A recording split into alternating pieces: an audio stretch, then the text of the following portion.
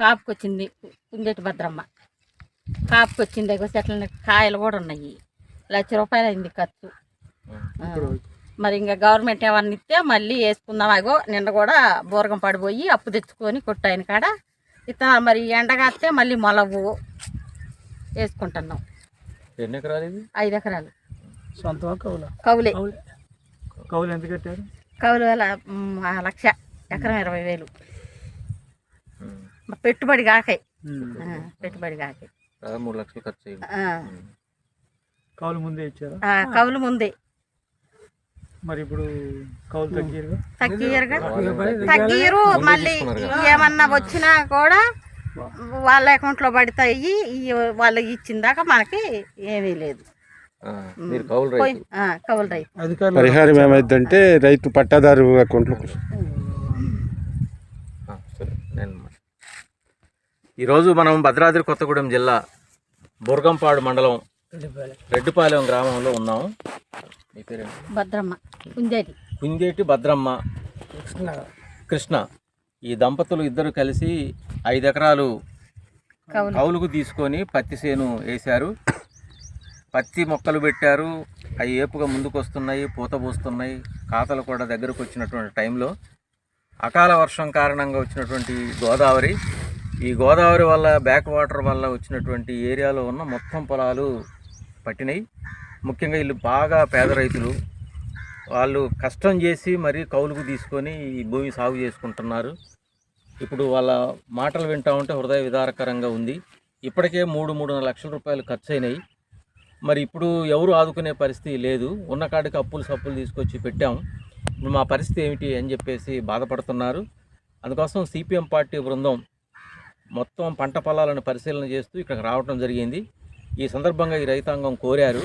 మేము కూడా సిపిఎం పార్టీగా కలెక్టర్ గారిని, అట్లాగనే రెవెన్యూ అధికారులని, ప్రభుత్వాన్ని విజ్ఞప్తి చేస్తున్నాం. వాళ్ళు పేదవాళ్ళు. ఇట్లా అనేక మంది రైతులు మొత్తం ఈ పంట నష్టపోయినటువంటి అన్ని పొలాలని యంత్రాంగం వచ్చి పరిశీలన చేసి ఈ పంట నష్టాన్ని అంచనా కట్టాలి. రెండోది, ఇక్కడ నష్టపోయినటువంటి రైతుల్ని ఆదుకోవాలి. ఇప్పుడు వీళ్ళు 5 ఎకరాల బిట్టుకి మొత్తం కౌలు కానీ ఇప్పుడు పెట్టుబడి కానీ 3.5 లక్షల రూపాయలు ఖర్చు అయింది. చక్కగా పూతతోని ఖాతాతోని ముందుకు వస్తున్నది. ఇక పర్వాలేదు అని ఆనందపడుతున్నటువంటి తరుణంలో ఈ విపత్తు వల్ల మొత్తం పట్టేసినటువంటి అవసరం ఉంది. పంటంతా నాశనం అయిపోయింది.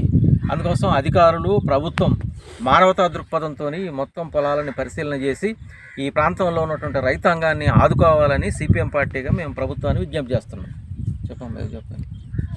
మాగాడి కూడా పట్టిందండి. అది కాడ కూడా పెట్టింది. 5 ఎకరాలు మాగాడి తీసుకున్నాం, 5 ఎకరాలు మెట్ట తీసుకున్నాం. అది కౌలేనా? అది కవులే. అది కాదు, అంతా కవులే. మా సొంతం మాకు 1 ఎకరంన్నరే ఉంది. చిన్నగా తిప్పు అటు ఆ బీడు పొలాలు అది వెనక అంతా పట్టిందే కదా. అది వేరు. అది పంట పొలం అక్కడ కూడా ఉంది. ఇంకో పంట పొలం కూడా మొత్తం పట్టేసింది కదా. ఏం లేదమ్మా, మేము ఈ మా బత్త వెంకటేశ్వర్లు పార్టీ సెక్రటరీ అని చెప్పాడు. చెప్తే నేను కొత్తగూడెం వచ్చాను. ఈరోజు సిపిఎం పార్టీ బృందం భద్రాద్రి కొత్తగూడెం జిల్లా బూరగంపాడు మండల కేంద్రం అయినటువంటి ఈ గ్రామంలో కుమ్మరపల్లి పెంటయ్య అనే రైతులు పత్తి చేను పరిశీలన చేయడం జరిగింది. వారు 5 ఎకరాలు పత్తిని సాగులోకి తీసుకొచ్చారు, కౌలు కట్టారు. పంట వేసిన తర్వాత సరిగ్గా ఖాతా పూత చేతికి వచ్చేటువంటి టైంలో గోదావరి వచ్చి దాన్ని ముంపుకి గురి చేయటం జరిగింది. ఫలితంగా ఇప్పుడు ఆ కుటుంబం వీధిన పడ్డది. రైతు పెంటయ్య 5 ఎకరాలు కూడా కౌలుకు తీసుకొని చేయటం జరిగింది. కాబట్టి ఆ రైతును ప్రభుత్వం ఆదుకోవాలి. అధికారులు పరిశీలన చేసి పంట నష్టపోయినటువంటి ఈ రైతుని ఆదుకొని ఆయనకి నష్టపరిహారం ఇవ్వాలని సిపిఎం పార్టీగా మేము ప్రభుత్వాన్ని కోరుతున్నాం. ఇదేదో పంట నష్టం అని అన్నప్పుడు మానవతా దృక్పథంతో అధికారులు కూడా ఆలోచించి, అతను చాలా పేద రైతు, అది ఇక పంట చేతికి వస్తుంది. మామూలుగా అయితే 3 పంటలు చేతికి వచ్చేది. మళ్ళీ ఇప్పుడు అదంతా దుక్కి చేసి మళ్ళీ అది సాగులోకి తీసుకురావాలంటే అతను చాలా ఖర్చు అవుతుంది. ఇప్పటికే దాదాపు 1 లక్షల రూపాయలు దాని మీద పెట్టుబడి పెట్టున్నాడు. ఇవాళ పంట చేతికి కొత్తదా అనుకున్నటువంటి ఆశతో ఉన్నటువంటి తరుణంలో ఈ విపత్తు రావడం వల్ల గోదావరి ముంపు గురయ్యి మొత్తం పత్తి చేను అంతా కూడా నాశనం అయిపోయిన పరిస్థితి ఉంది.